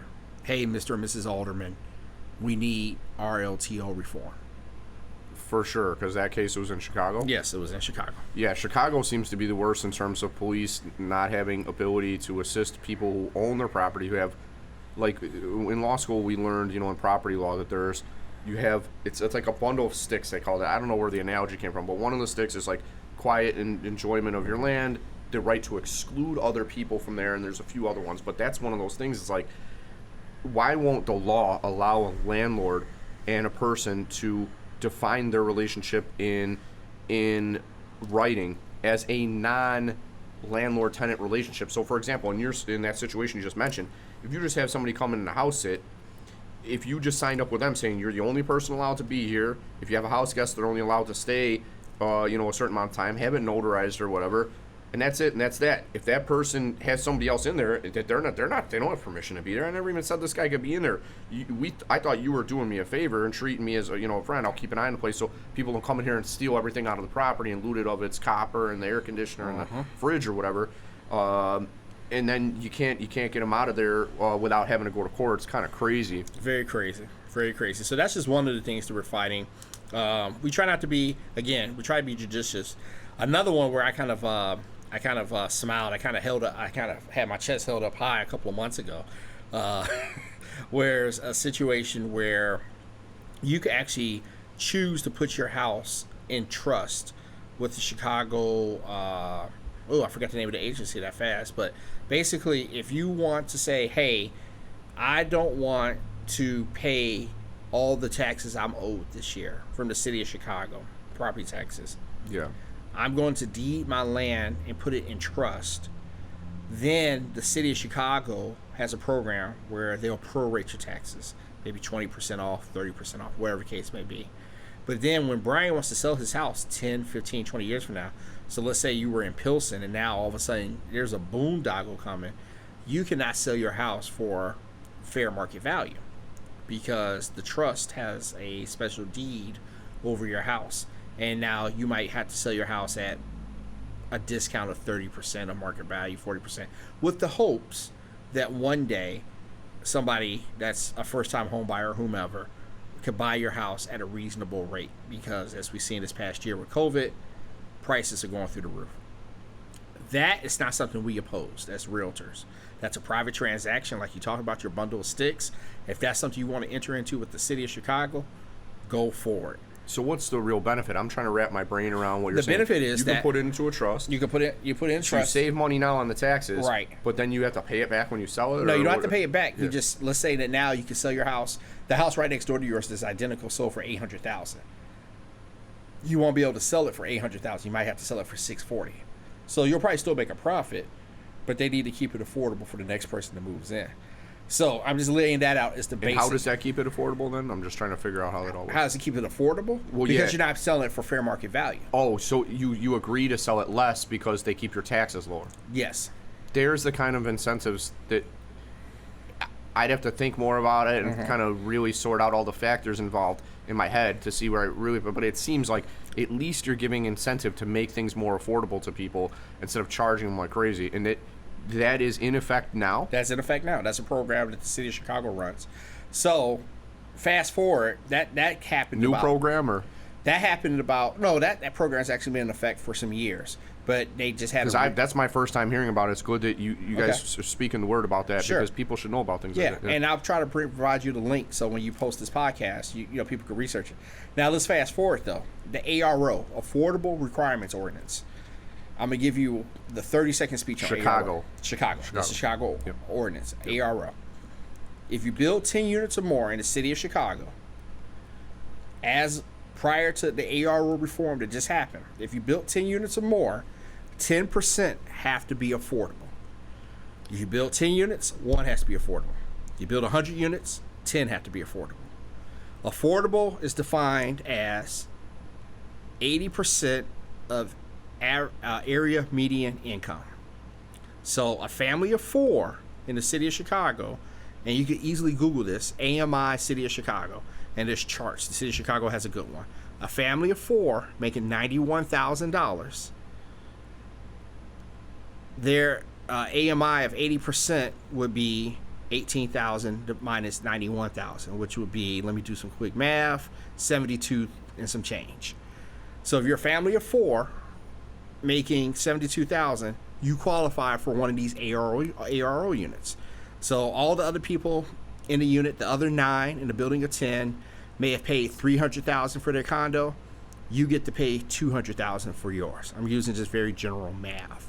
And this is for ownership? This is for ownership. Or renting? No, this is for ownership. Yeah. So now you've paid less than your colleagues have paid in the same building. And I still want to know exactly how the taxes work out, because your deed shows that you paid less, but you have the same unit of ownership. but I'm not sure about that part. So let me not get into murky waters. Well, you might have some capital gains consequences at the federal level or whatever, but Because also remember, that's another situation where you're not going to be able to sell your house. Yeah. When you sell your house, you're not selling at fair market value. The ARO unit is you got to sell at a reduced rate because the ARO is deeded for 30 years. Now this is where we get into the problem. While it's deeded for 30 years, I stay there 5 years, sell my unit to Brian. Brian stays there 4 years, sells his unit to Tom. I don't know why I keep going to the Tom example, but so now what they just proposed was that same trust entity is that every time a transaction occurs, the 30-year time frame starts over again. Now that's something we were against because we, again, think that takes an incentive away to return this to fair market value to the market some 30 years from now. Now, if you're the only owner and you stay there 30 years, you got it for $200,000 and you're by what used to be Cabrini Green, and this is probably true life numbers for some people. They got it for $200,000 back in the mid 90s when the transformation for development was occurring, and they stay there another 15 years, which would be the 30-year. They probably sell that property for $1.5 million, $1.6 million, and all of that largesse goes to them. But what we wanted to fight was keeping this in almost in perpetuity. Now, the law department for the city of Chicago fought us and said, hey, it's not perpetuity by legal standard. And I would go back to your property law definition to actually give me what the proper definition for perpetuity is. But knowing that property changes hands quite often, once every 5, 7, 10 years, it's rare to see somebody stay someplace 30 years. This piece of property will never be returned to the private market for not just 30 years, maybe 50, 60 years, because every time there's a transaction, it resets. So this is something that I think the land trust tried to get in under the radar. They didn't make a lot of hay about it. We kind of got wind of it, and then I testified against it and just said, I'm not against the actual proposal, but what I'm asking for here is just more time for us to have further discussion. And even though it did ultimately pass at that city council meeting via Zoom, I was able to at least get a deferral, and they said, okay, we're not ready to vote on this. And I think the person that was testifying in favor of this that works for the land trust, I think she confused some of the aldermen, and so that actually worked to my favor as well. But that's the type of thing that we're engaged in every day. So when people say don't fight City Hall, that's exactly what I do for a living. On behalf of the realtors, on behalf of land interests, on behalf of property owners, I go in and fight City Hall. It's not just about realtor, because I always tell people when I first got the job and I thought about realtors, I thought of a woman with a scarf around her neck. Let me sell you a 4-bedroom home in Naperville. That's what I thought. Right. But really, it comes down to everything underneath. There's the land, and we care about land. Not policy. Just the realtors, but the people that the realtors serve as well. Yes. It's the landowners, the landlords, homeowners in general. And even our friends in other professional associations like the home builders. For the most part, we're 99% on the same issues with the home builders. Because if the home builders don't build, then our members have no inventory to sell. And Mayor Lightfoot and Marisa Navarro and others talk about how there's almost 200,000 units needed to solve the affordable housing crisis in Chicago. And the only way you get out of that crisis is by building. I always relate it to like a relief valve. On the north side, people run to the north side and they live on the north side because you're close to your Starbucks and you got your Petco and you got your Amazon Fresh store and everything. And you don't have that type of development on my side of town down in South Shore. So you want to go to those places, and people crowd and they congest. And north side just congested. Yeah, could be. Yeah. Like I give people this example all the time. On the north side, people drive around for 20 minutes after work looking for a parking space. And if you get something that's 2 blocks away, that's a win. My address is 7632. If I got to park in front of 7642, I am pissed. Because we don't have that. Your neighbor's probably pissed too. Yeah. I don't have that type of congestion in my neighborhood. So when it goes back to looking for ways to resolve the affordable housing crisis, you got to build it. You got to build the housing. You got to incentivize people to build. We want more building to occur on the south side, But also, I think, and to the mayor's credit, the Invest Southwest program that she has going on right now and other programs like it, they're going to revive commercial corridors. So that way, if somebody says, you know what, and there's a racial element to this too. Let's be clear. But if somebody says, you know what, I could get my Starbucks, I could get my Petco, I could get my Amazon Fresh at Broadway and Sheffield, and I'm paying $2,000 a month for 900 square feet. And I could also get Petco, Starbucks, Amazon Fresh in South Shore, and I'm paying $1,400 a month for 1,400 square feet. I'm going to take myself down to South Shore. South Shore is a really nice area, too. Yeah. I mean, like, you get down to this south side of the city by South Shore, you know, east by the Lake Shore. It's a really nice area. I mean, I don't know how much room they have for some of the commercial places we're talking about. Starbucks you can fit in anywhere, but Petco might need a little bit. There's land on the south side. I mean, you know, whether it be Inglewood, South Shore, there's big box needed. Stony Island is a thoroughfare on the south side that a lot of people are familiar with, and I tell people all the time, oh, assuming that, you know, hey, a lot of people don't come to the south side. You don't know my area of town. Like, oh, where do you live?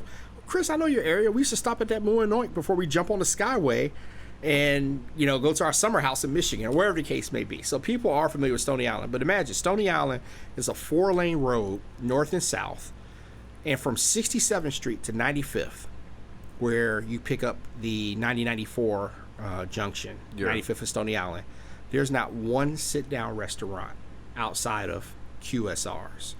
There's a McDonald's. I think there's a Burger King. But that would be unheard of on the north side. So how do we incentivize development? And not just people that want to move in those neighborhoods, but what does the mayor have to do? What does the city council member have to do? What tax incentives does the governor have to come up with to say, you know, I don't want to use any names, but, you know, mid-sized restaurant that has a pretty fresh menu to come and invest in these neighborhoods? You know, and I'm not looking for charity. I tell people all the time, I'm not looking to say just to set them up.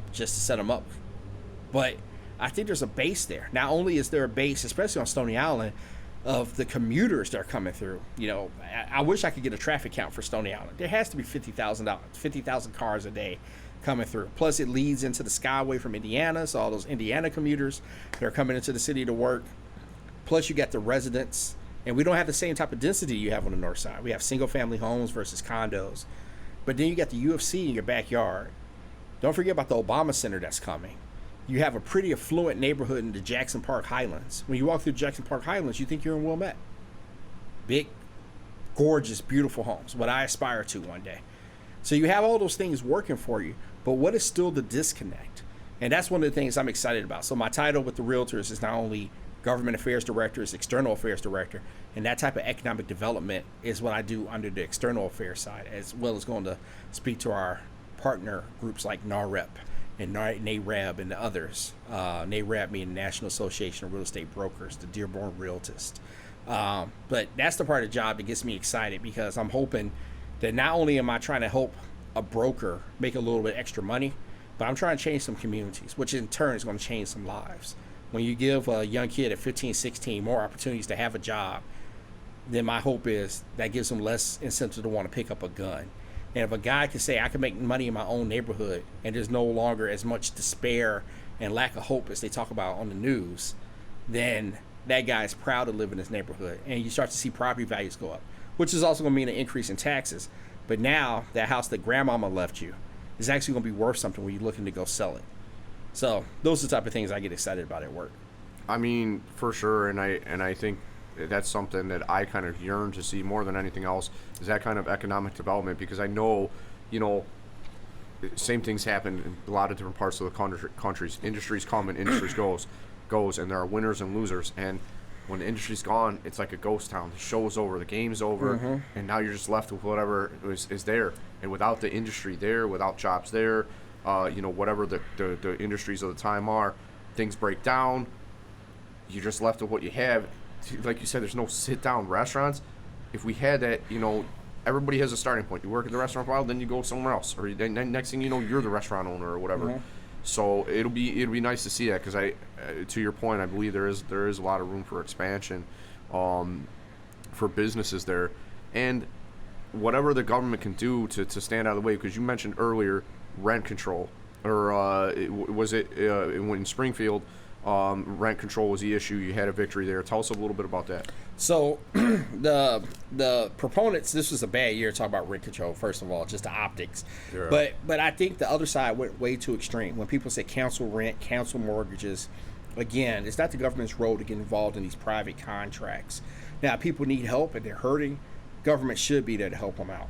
So people, I think, were going a little bit too far with those extremes, and a lot of people saw the problems that were coming from people that probably even had the money, were still working, but just choosing not to pay their rent. So rent control, which is sponsored by State Representative Will Guzzardi, and as everybody should know by now, we have a new Speaker of the House, Emmanuel Chris Welch. Right. Somebody that I like a lot, that represents not too far from here in the nearby west suburbs. I was excited about his speakership. Literally, I was on cloud nine. As me, as a black man from the city of Chicago, first black speaker, you feel a sense of kinship and a sense of pride. First new speaker in like 35 years or 40 years. Yeah. So I was really excited, but literally I got real deflated the next day when I saw that, one of the people that he was picking as far as leadership was Will Guzzardi to lead housing. Because as I said, we know Will Guzzardi is for rent control. But to the speaker's credit, there's going to be a lot more democracy in the House now. With the old speaker, you didn't see as much opportunity to move bills, especially if he personally was against it. But I think Speaker Welch, to his credit, is going to allow him a lot more democracy. But one of the rules he has, you got to show that this bill could get 50 votes on the floor, because there's 118 House of Representative members. In order to pass something, you need 60 votes. 59 plus 1, simple majority. You need 60 votes. And I think no, he wants to show that you got 60 votes. And even though rent control passed out of committee, which is the furthest it's ever passed, and let me back up, because one thing that's not clear, and I want to be fair, because I try not to be a person that just throws bombs. What Will Guzzardi and what the others want to do is not impose rent control, but what they're saying is we shouldn't take that right away. So that right of preemption we talked about earlier, so it's kind of coming full circle, right, where the state can say you as the local unit of government can or cannot do something. We actually have a preemption in place at the state level that says that local units of government cannot create laws that would allow for rent control or will cap. That is a state That's area. Across the state, from Antioch, state Zion, all the way down to Carbondale. There's no unit of government that could create rent control. So what Will Guzzardi wants to do is say, let's just roll it back. Let's just roll back that preemption. And if Champaign County wants to have rent control, they should be able to do what's good for their local market. If Chicago wants to have rent control, which we know, if it passed on Tuesday, there will be rent control in the city of Chicago by Wednesday. But what we say is a policy argument. It's not a good policy. You can't get many times 100 economists to agree on anything, let alone where they want to go for lunch. But what you can get economists to agree on is that rent control is a bad policy. It doesn't lead to more housing. People have a disincentive to want to clean up the housing they already own. It creates a black market where people now are selling what the equivalent of a voucher would be, or rent control certificate. You see that happening in New York. It's bad policy. People know it's bad policy, but it's really good politics, because you get to say you're not the person letting grandma get thrown out. So rent control passed out of the housing committee. Last time it was in committee, it was in, I believe, civil judiciary. It didn't pass out of civil judiciary last session, but it passed out of housing this session. And I think, from what I understand, Representative Guzzardi cannot demonstrate to the speaker or to the leadership that he has 60 votes on the floor. And I'm glad to say, I don't want to name any names and get them picketed or protested by some goody two-shoes group, but there are some Chicago Democrats that said rent control is not the answer. But how much longer can they start to bear the brunt of that and afford to be picketed by, those goody two-shoe groups? I'm glad to have their friendship now, and I'm glad that they stuck with us, because it's a matter of policy. But again, that's not going to always be the case. So I am scared that rent control could pass here, and Cook County would impose a rent control. Chicago would pass a rent control.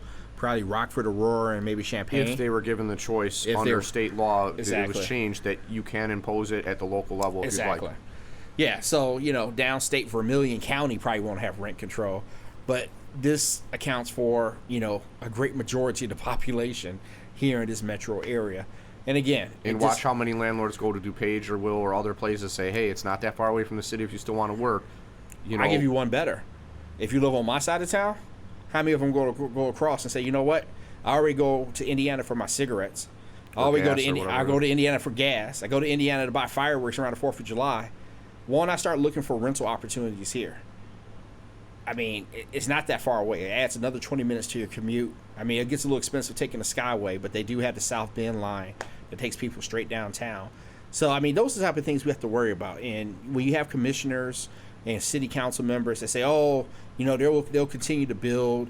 There's always cranes in the sky here. At some point... Downtown, maybe. Yeah, downtown. But, not a lot of neighborhood development. Yeah. And then at some point, that guy that owns the crane says, you know what? Let me go to a better and booming market like in Nashville, where it's easier to build. More people are moving down there. I'm going to take my crane, and I'm going to go to Nashville. It's really hard to get a crane back once it's gone. And I heard an estimate that for every crane that's in the sky, there's about 50 other jobs that are supported. From the guy that's helping the crane operator, the other construction crews, to the people guy bringing in materials for them to bring up. And exactly. I was going to say, even to the guy that's driving the little roach coach, for the construction workers to get their coffee and their sandwiches. There's about...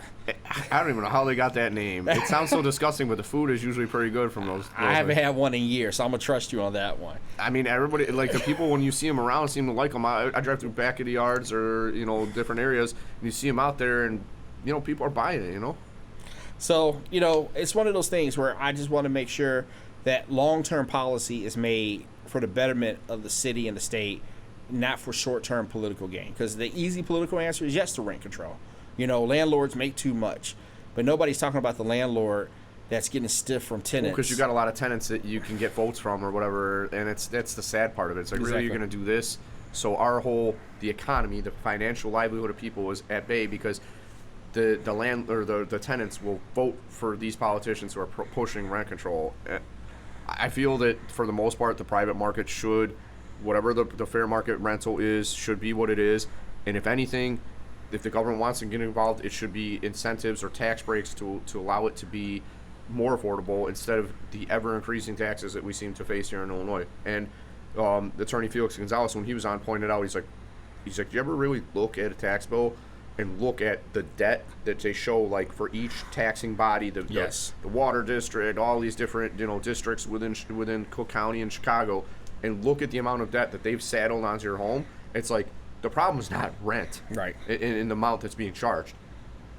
Here's the problem. Exactly. So I get it. A lot of politicians came into place and they already had a lot of debt already built up, but those are the things we need to start eliminating and let the private market kind of like sort itself out. If you maybe make housing vouchers more available or something, or discounts to people based on income or something, but don't control what's charging. If that's what the rent is, it's just because there's so many costs and fees and maintenance and paying people to manage the building for you and taxes that you have to pay. That's why the rent is what it is. They're not just making this up, and that's what the market commands. If somebody's willing to pay it, why are you trying to stop this? So people will often say, stay in your lane. So I need to stay in my lane. But I will say this, as it relates to overall governance and policy, as much of a burden we have with pensions in this state, the biggest burden we have, city and county, the fact that we've been having this conversation probably since I've been a grown adult, graduated from U of I in 2001. And we've been having this conversation. The fact that we have not converted new employees. I'm not saying take away from Little Miss Mary. Little Miss Mary that worked as a teacher or worked as a receptionist. She was going to be getting those benefits. Yeah. I'm not saying take away from her, but the fact that a kid that gets hired tomorrow is entitled to the same tier 1 benefits for pension and is only snowballing the problem and making it even worse, and the fact we have not converted to a 401k system for new employees is criminal. Now, there's a lot of reasons why we don't do that. Unions and other interests. I hope this doesn't get you in trouble, man. Unions and other interests. But again, that's Chris Anderson speaking. The realtors don't have a position on that. But I unions just get out the vote for Yeah. for the people, the powers that be. But I agree with you because they're so far behind the private market. It's like Yeah. the reason private businesses don't do this anymore is because they go out of business. Yes, it's if too they expensive. continue to do that. And I think that you see other states, like in the state of Michigan, they've gotten rid of their pension system. We shouldn't be behind the times. It's a great idea. Yeah. Believe me, it's a great idea. It was nice when it was affordable, but when it got to the point where it was unaffordable, things have to change because money and finances don't change. Those just are what they are. It's numbers. Right. But the politics are so damn complicated here in Illinois. Very complicated. So I know as we start to wrap up and close up, did you have anything else that you said is like a must-have question for Chris while you have me here? The only other thing I was going to ask is if there was any other topics that we didn't touch on, any current events or upcoming topics at any level of government that you're working on right now that you wanted people to hear about or know about. Well, let me just say that fair housing is still an issue. While I do work for the realtors, one of the first things that I was told, like my first week on the job, Chris, everybody's not going to be happy to see you coming working for the realtors. And the realtor name doesn't always evoke good feelings. I didn't understand why. And they told me, it's like, you work for the group that opposed fair housing in 1968.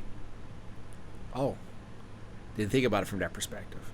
And the realtors have been responsible or were part of the problem. Michelle mentioned that at NARA too. Okay. That, about the opposition back then. Yeah. We're changing things drastically.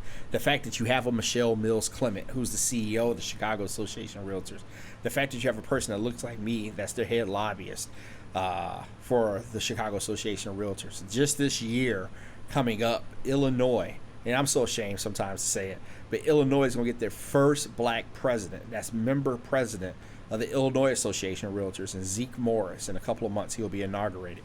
It hurts. And me. Nikea with the Chicago Association of Realtors. Nikea being shout out our to Nikea. fifth black president at the Chicago Association of Realtors. To have it all happening at once. Too. Yeah, and then she's the first black woman of color to become president. There have been 4 other men to precede her as local association presidents, but she's the first woman. And the reason I say it was Zeke, Kentucky beat us having a black president of their Association of Realtors before Illinois had one. But I think fair housing, less diverse, or Yes. at least less open-minded, maybe in those terms. Well, I'm not going to call them less open-minded, but I will say that their politics are much more southern than than what you should find in Illinois. Right. But I definitely think that fair housing is going to be an ongoing conversation. If anybody's interested, they could go to the Chicago Association of Realtors YouTube page or go on our website. You can see the talk from Marcia Fudge, who came to speak earlier during Fair Housing Month. That was a great conversation, and she talked about housing as part of infrastructure. So if there's anything that you're watching at the federal level, it's what's going to happen with this infrastructure bill, what's going to happen, what does that mean for housing and promotion of housing and building of housing in different cities and states. But fair housing is still a topic to be had. And another thing that I would encourage people to look at was it's called Newsday. It's a magazine in New York, and Long Island Divided, talking about Long Island in New York. And there's an expose they did. Also, you can find it on YouTube. And it was a great expose where they found out that steering is still going on. And it became a real messy situation up in New York where black people were steered one way, white people were steered elsewhere. And we got to make sure that, as housing providers, as people working in the real estate profession, that we're treating everybody fairly, we're treating everybody equitably. As I tell people, when it comes to background checks, when you're interviewing candidates or interviewing tenants, what you do for tenant 1 is the same thing you should be doing for tenant prospect number 32. The same process. And so as we look for more equitable situations, I'm encouraged by how much progress we've made, but also sometimes I realize we still have a long way to go. So I just want people to keep in mind there's a lot of resources out there at the city and county level on how to conduct your business fairly and how to be engaged in fair housing. And if you have questions and you're a member of the Chicago Association of Realtors, use us as a resource. And we have plenty of resources out there on how to be engaged in fair housing properly. Well, thank you for your information on it. I agree with you. Standards should be what they are. regardless, right? We have that, at least on paper in the lending industry, you know, we see that you're not supposed to be discriminating on the basis of race, gender, and other things like that. And it should be like that in housing as well. To me, it makes no difference what your race is, as long as, you know, you meet these criteria, right? You're working, you pay your rent on time, your credit's good, you know, good. You're credit worthy, doesn't matter to me, you know. And so more progress on that to come. We have come a long way, but we will make it farther with good folks like you out there. Thank you. You know, spreading the word, and your colleagues at Chicago Association of Realtors as well. So thank you very much for coming out here this evening, spending this time with me, and you know, for teaching me new things that I didn't know. And I look forward to having you back again. I know you kind of mentioned maybe November, maybe once a quarter, we'll Sure. sit down and chat. You can tell me some new developments in the meanwhile, and then what's going on into the new year with the elections and things like that. As much as you're the looking to have election me cycle out, starts up. I'll make my way out. So I appreciate the invitation in advance. And like I said, November, I don't want your listeners to get tired of hearing my voice, but yeah, I'll come back out in November. And the last thing I would like to share with people, because I ended on fair housing, one thing, and I don't want to take away from your viewership and your listeners, but John Oliver from HBO did a terrific deep dive this week on housing discrimination.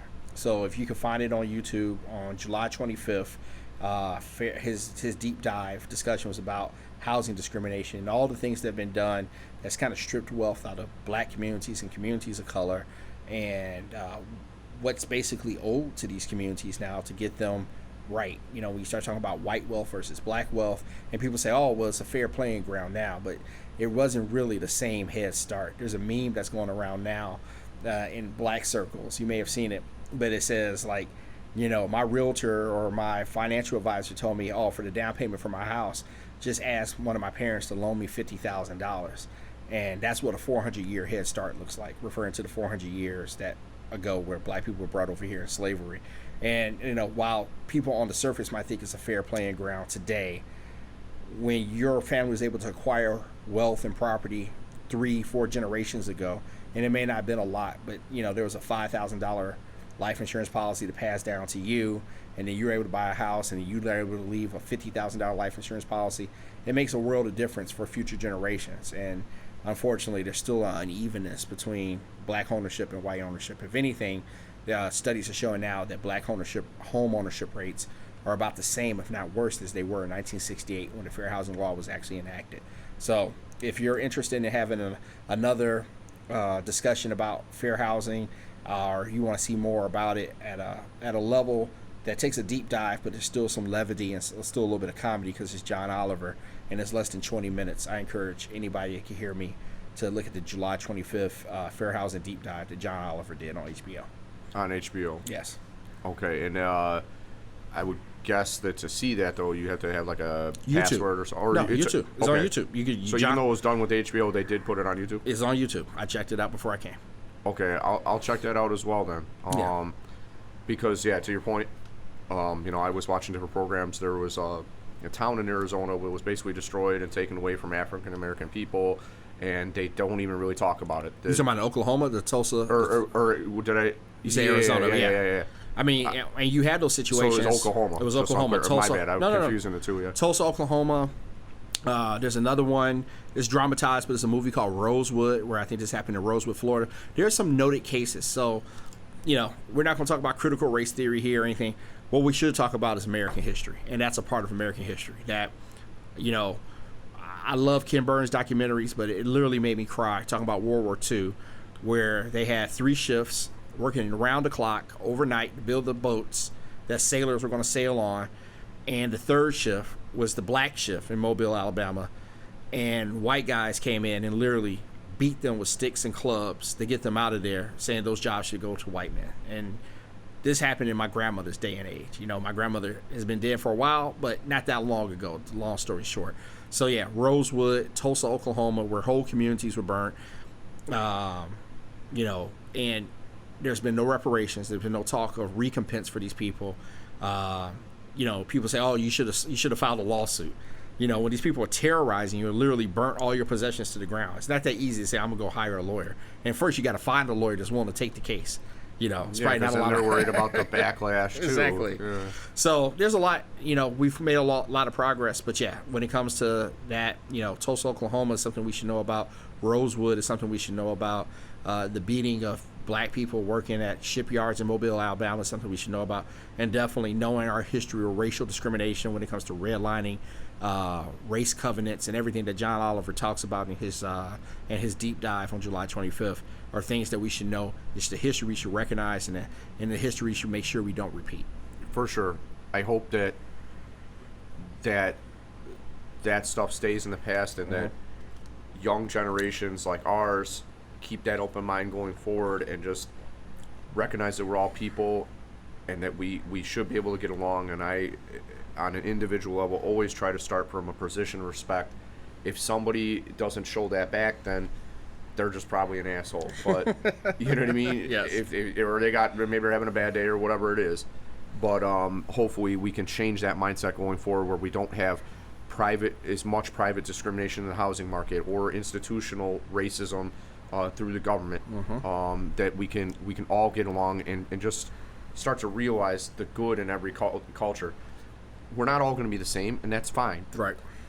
But there's different kinds of good, and we should all recognize that, and we should all be able to enjoy it. And I pride myself on having been able to do that in my life, because I've enjoyed so many good new things by being with different people. You know what I mean? Being with Hispanic people or African American people, and so thank you for turning us on to that as well. And again, thank you so much for coming here this evening. And it was a great conversation, and I look forward to next time. I look forward to it too. Thanks for having me. Thanks again. Everybody stay blessed and tune in next time. We love you. Peace.